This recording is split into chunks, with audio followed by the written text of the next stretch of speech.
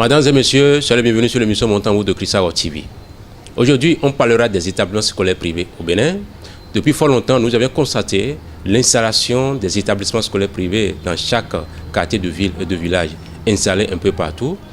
Pour certaines personnes, c'est uniquement pour remédier tant soit peu le déficit dans certains milieux, parce que l'État n'arrive pas quand même à aider les parents qui sont dans des milieux reculés, pour que ces enfants puissent quand même fréquenter dans les meilleures conditions. Raison pour laquelle les promoteurs, certains responsables de la place, que nous appelons souvent promoteurs, ont décidé véritablement à créer ces écoles, histoire quand même d'aider ces parents.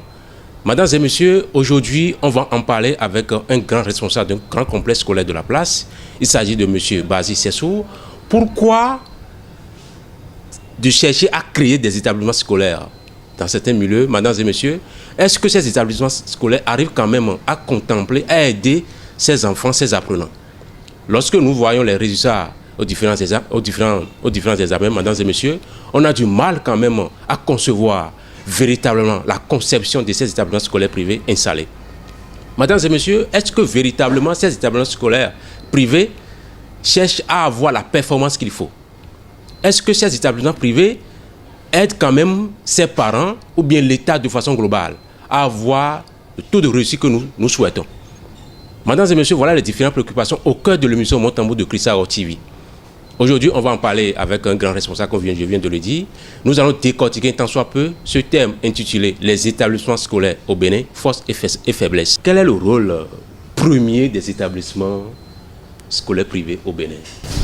Merci. Le rôle premier d'un établissement privé dans le domaine de l'éducation. Un établissement privé est une institution individuelle.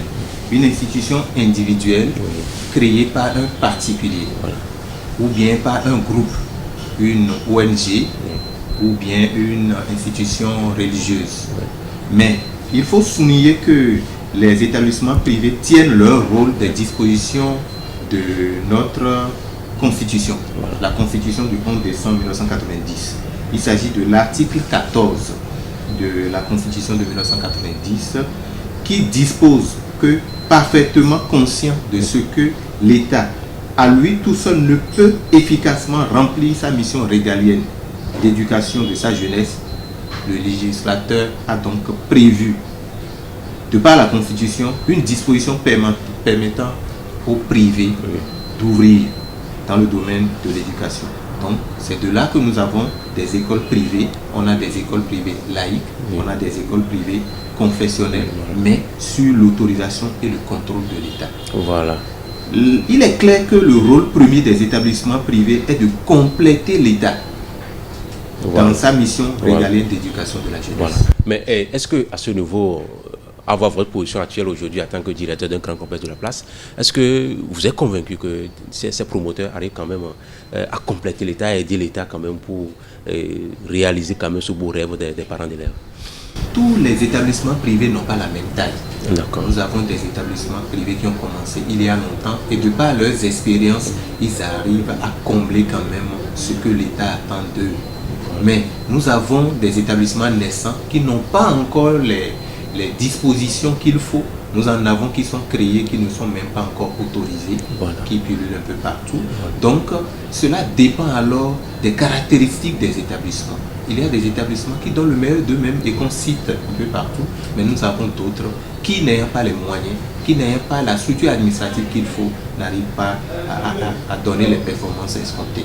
Voilà. Maintenant, est-ce que de cette manière, l'État doit continuer toujours quand même d'observer ce genre de choses? Parce que quelqu'un qui n'est pas autorisé ne devrait pas quand même exercer en pleine forme comme les autres écoles qui sont autorisées. Monsieur le directeur, comment vous voyez ça? Nous voyons donc pas qu'à un moment donné, il va falloir que nous mettions un frein à ça pour que nous puissions donner quand même l'accès libre à ceux qui sont autorisés quand même pour exercer pleinement leur rôle. Merci. Et je crois que l'État a commencé par assainir le domaine. Et pas plus tard qu'en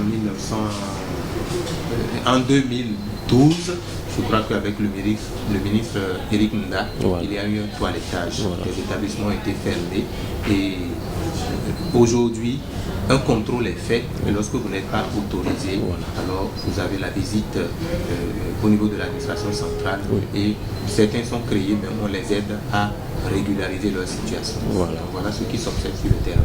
Voilà. Et dites-nous, quelles sont les caractéristiques de ces établissements scolaires privés au Bénin, monsieur Serge Mazil? Merci. Et depuis que le secteur a été libéralisé et que la Constitution a donné la possibilité aux privés d'ouvrir, on constate que l'État accorde l'autorisation, contrôle et s'occupe du suivi pédagogique. Voilà. Nous avons la direction nationale, la direction départementale des établissements privés qui existait jadis. Nous avons les services de l'enseignement privé. Ça, c'est au niveau de l'État qui nous suit dans ce sens.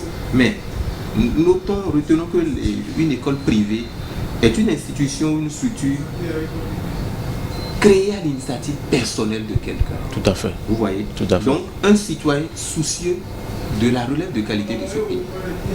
Ce que nous appelons les promoteurs, c'est des gens qui ont quand même à cœur de créer une structure qui va s'occuper de l'éducation. Voilà. Vous voyez? Donc, malgré son caractère social, Oui. il faut avouer que l'école privée constitue par endroit une activité commerciale. Une activité commerciale, une entreprise purement lucrative et qui nécessite au début un lourd investissement. Voilà. Un lourd investissement duquel le promoteur tirera par la suite des années plus tard des bénéfices. Retenons Voilà. que c'est une entreprise. Voilà. L'école privée, dans sa configuration administrative et pédagogique, ne diffère pas de ce que nous avons dans le public. Voilà. Mais nous avons des différences. Les différences, c'est au niveau des appellations. Au niveau des appellations, quand vous avez un censeur de l'autre côté, Oui. vous avez le directeur des études Voilà. de l'autre. Quand vous avez des structures, le corps de contrôle qui est bien connu, les inspecteurs, les conseillers pédagogiques. Voilà. Au niveau du privé, ces conseillers pédagogiques, ces inspecteurs travaillent à titre privé au niveau du privé.